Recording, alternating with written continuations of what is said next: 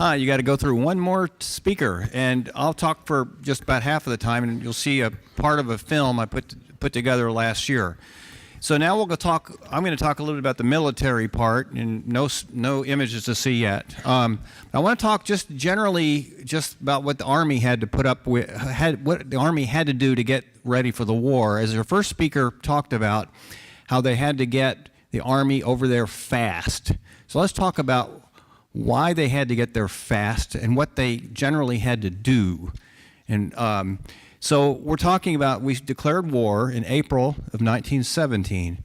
And at that time, the Germans were fighting what you might say a two-front war. They were fighting the Russians on their eastern end, and on their western end, I got to make sure I get this right. Yeah, western end, they were fighting the French.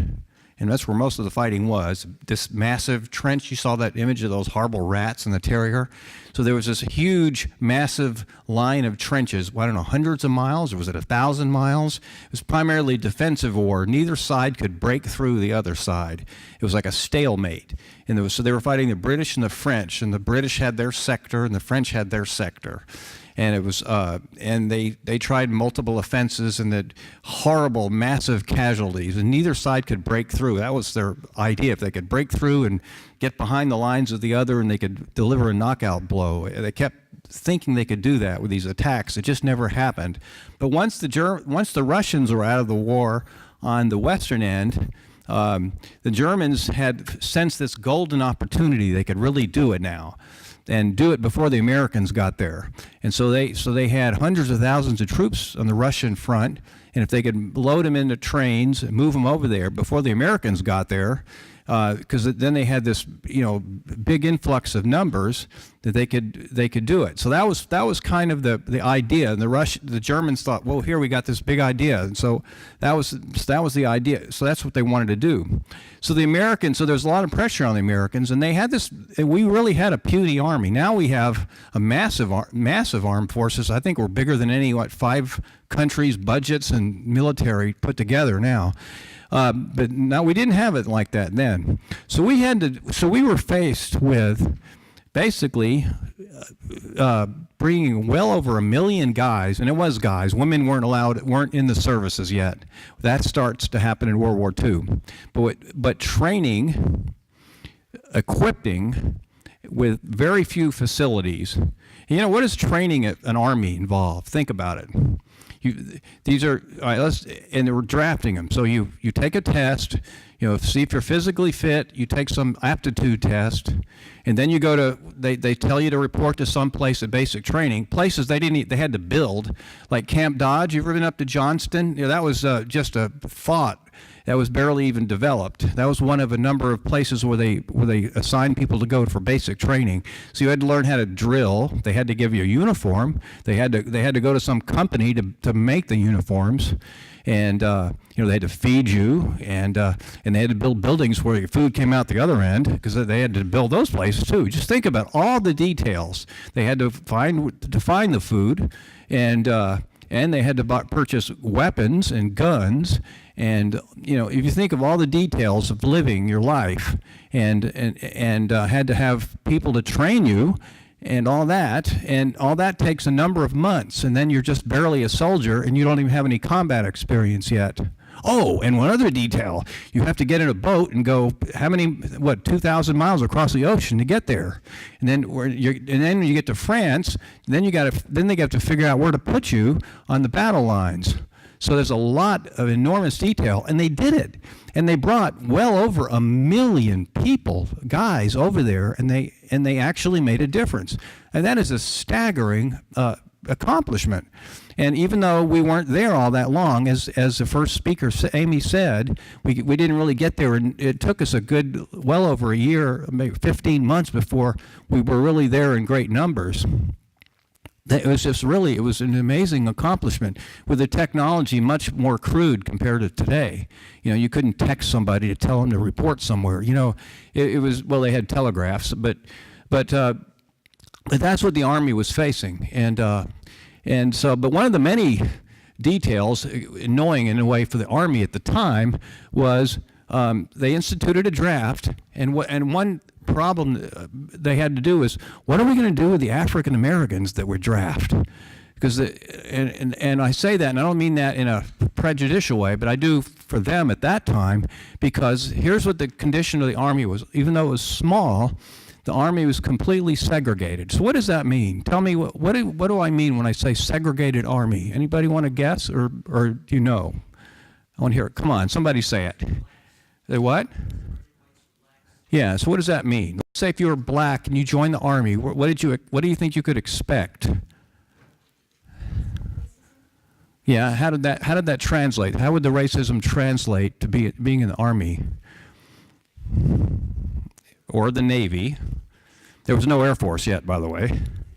Okay, what it meant is you could only be in certain units. If you were in so all the certain combat divisions were all white, meaning you weren't allowed in. Let's say you took an aptitude test, which you all did. If you joined the Army, they wanted to find out what you were good at or bad at or couldn't do too well at. Let's say you scored really well as maybe a potential machine gunner in a machine gun unit, but if they were all white, just forget about it. You didn't have a chance. They wouldn't train you to do that. If you were going to maybe join the Navy and you're good at maybe navigation principles, forget it. You just didn't even, they didn't even consider you because you check marked the box that said you were a, quote, Negro. That was the term they used at the time. So that's what African Americans expected. And so they had to think, God, what are we going to do with all these guys? There's going to be hundreds of thousands of them. They're citizens, so we have to do something with them. So that was one of the many, many details, the logistical details they had to deal with. And the African American political leaders were battling. We're going to show that in the film. I don't want to go into too much detail, but there was a battle saying, hey, wait a minute. We're not going to just dig ditches with uniforms. We expect to do more than that, because that's what a lot of the Army planners wanted them to do. Just build the roads, dig. You know what a latrine is? Yeah, dig the latrine. That's where you go to the bathroom. Do the kind of lousy, I was going to say crappy jobs. That's not a nice thing to say. But do the really bad jobs. Build the railroads in France. Unload the ships. By the way, all the food that he was talking about and all the ships full of ammunition. Somebody has to unload those ships, put them in the docks, transport them to the lines where the trenches are. There's a gazillion jobs like that. Somebody has to do them. And a lot of African Americans did those, but there was combat jobs. And that was more of even though your life was on the line, that was more of a, it was a sense that if I'm a citizen, even though I'm black, if I actually fought in combat, it was more of a sense of accomplishment. So a lot of them wanted, a combat role. And so the fight was, we want to be soldiers as well. We don't want to just be, doing these kind of subservient roles, just being laborers. So there was kind of a compromise was struck. So they decided to form two all-black combat divisions, not integrated, but they were going to have whites as officers, kind of in control of the divisions. But they allowed a compromise of having middle-level black officers. You know what middle level means? Kind of captains and lieutenants. The higher ones would be colonels and majors. Generals are sort of in command of the whole division. And so in doing that, so they had to train them and test them. And so this is what the Fort Des Moines story is. So the guys that trained those middle-level officers, commanding black soldiers, privates and sergeants and corporals, those are the kind of lower-end ones. It's a very rigid system, of command. So that's what the story is at Fort Des Moines. They trained those guys. That's what we're going to get to in the film. But I want to give you a little bit of background. And just a little bit more background, then we'll get to the film, is blacks in the Army prior to the World War I. You've heard of the Emancipation Proclamation from history classes. So part of the Emancipation Proclamation included, during the Civil War, the need for Union soldiers was the legalized the ability to form blacks to join the Union Army. That was part of one of the features of the Emancipation Proclamation, and they were also segregated regiments. Those regiments are roughly 1,200 soldiers. So they called them colored regiments. That was kind of the term they used then. You don't use that term today. That would be considered racist, but that was the term for the time. And so they formed, and then after the war, allowed 2 cavalry units, that's mounted units, horses, and 2 army units during the Indian Wars. And so they were still illegally in the Army as segregated units, and then they expanded that during World War I. So just to give you that little bit of background. Any questions before we show a clip of the film? And I'll kind of wave to you. We're not going to see the whole film, and then we'll talk about some more. Okay? Any questions? So let's see we'll talk about Fort Des Moines now. 100 years ago, over 1,200 African-American men, locally and from around the nation, arrived at Fort Des Moines, Iowa, determined to break racial barriers in a segregated U.S. Army. They were the very first class of black officer candidates in America's military, a major chapter in Iowa's history, America's history, and the rich history of our armed forces. African Americans served in every war prior to World War I. They officially became part of the Army during the Civil War in 1862. All black segregated units later fought against Native Americans, who still respectfully nicknamed them Buffalo Soldiers. The military, however, like American society as a whole, offered limited opportunities for the black recruits, who fought to protect the very society that denied them. They would change all that. In the fall of 1917, 639 of these men became lieutenants and captains. They fought in the Great War, World War I, and returned home to fight for their civil rights. This is their story.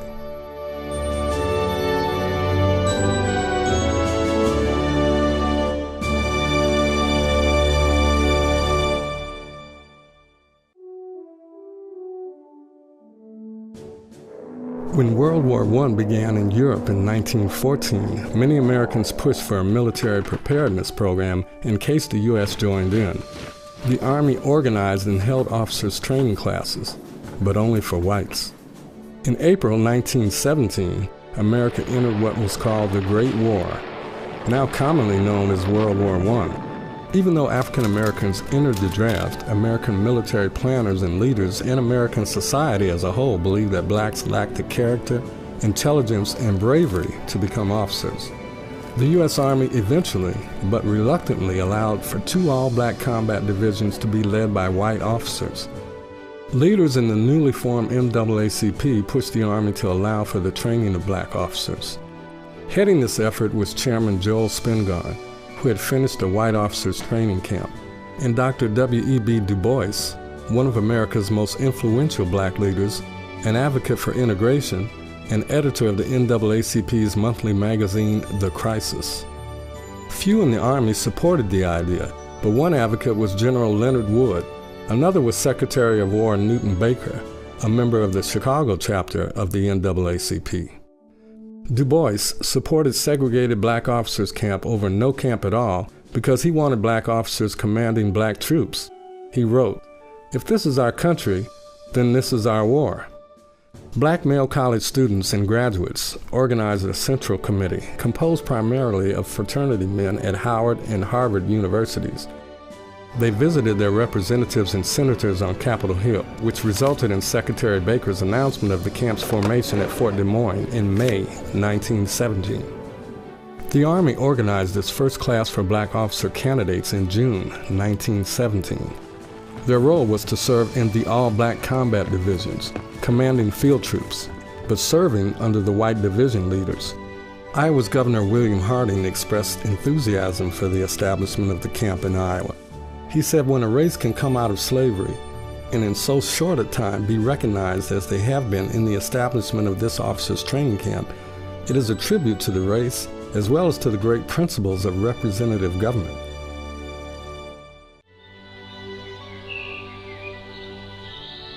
Fort Des Moines offered ample space to hold a camp. It had grown into an attractive facility by World War I, but by then, the facility stood practically empty because most of the troops stationed here had been dispatched to the Mexican border, chasing the elusive revolutionary Pancho Villa. Iowa offered a suitable place to train black officer candidates because it was known to be more racially tolerant than many other states. Many hoped the highest-ranking black officer in the Army, Colonel Charles Young, would command the camp.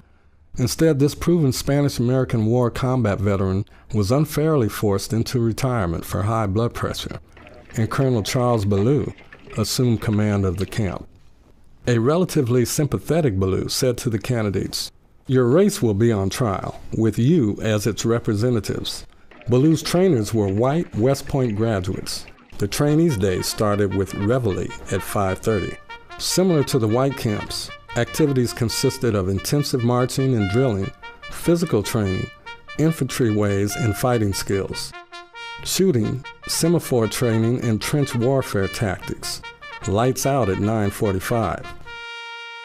Unlike the other training camps, black candidates and later graduates were denied training in artillery, engineering, and machine guns, which much aggrieved many candidates and damaged morale. Racial strife was minimal in Des Moines, yet to alleviate any potential racial tensions, Ballou organized the White Sparrow Patriotic Ceremony at Drake Stadium on July 22, 1917. The candidates paraded and sang spirituals to 10,000 onlookers who enjoyed the performance. Candidate James Morris of Des Moines said that after the ceremony, "We were rarely hassled by whites at Fort Des Moines or out in the city." Finally, in October, 639 men graduated as captains and lieutenants. They were paid in gold coins, $75.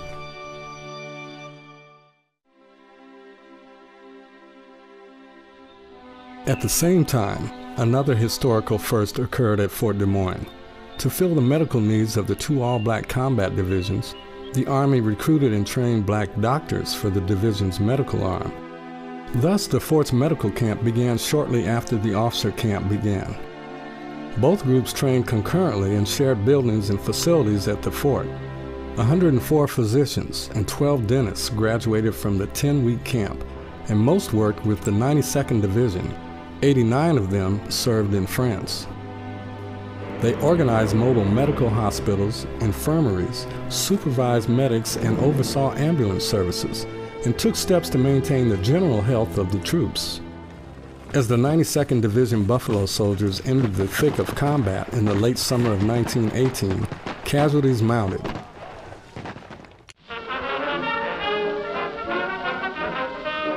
Most of the Fort Des Moines graduates joined the 27,000-man 92nd Division, nicknamed the Buffaloes. Their motto, deeds, not words. Officers and soldiers were trained separately stateside under largely segregated conditions at different camps.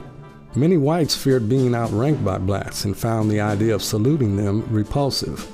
Most of the higher-ranking white officers in the 92nd Division were Southerners, unsupportive of black officers. Hardly a recipe for high morale. In France, they finally received weapons training, though not nearly as much as their white counterparts. The 92nd entered the trench lines in eastern France for patrolling and scouting duties, until they were rushed to the Meuse-Argonne region, the site of America's huge offensive at the final stages of the war. The 93rd Division, in which a few Fort Des Moines graduates served, had a markedly different experience. They were among the first American troops to arrive in France. They fought with the French Army, and many wore French helmets and used French arms. The most decorated black unit of the war was the 369th Regiment, the so-called Harlem Hellfighters, a New York National Guard unit, part of the 93rd Division. From this hard-fighting, highly decorated unit, its regimental band led by James Reese Europe introduced Europeans to a new musical art form, jazz.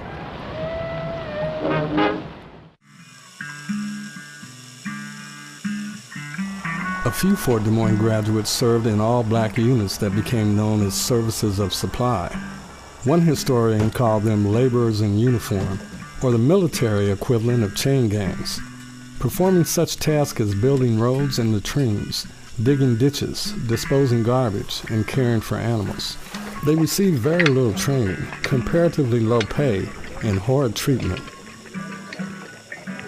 The worst job was graves registration, finding, recording, and reburying the dead.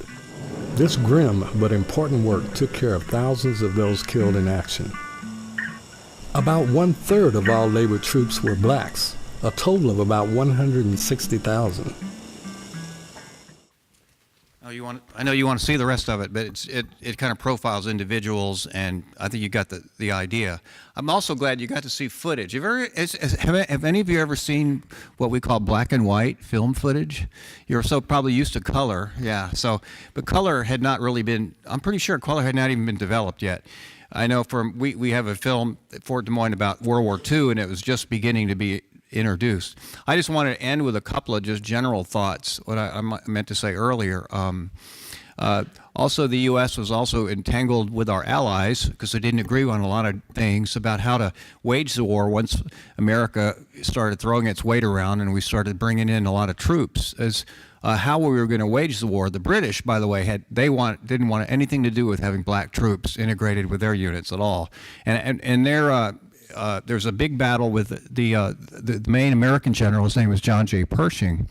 The British just wanted American bodies. Their basic philosophy, I'm kind of simplifying this, was just give us the guys. We'll clothe them, we'll give them a rifle. They'll take the place of the British that get killed in action.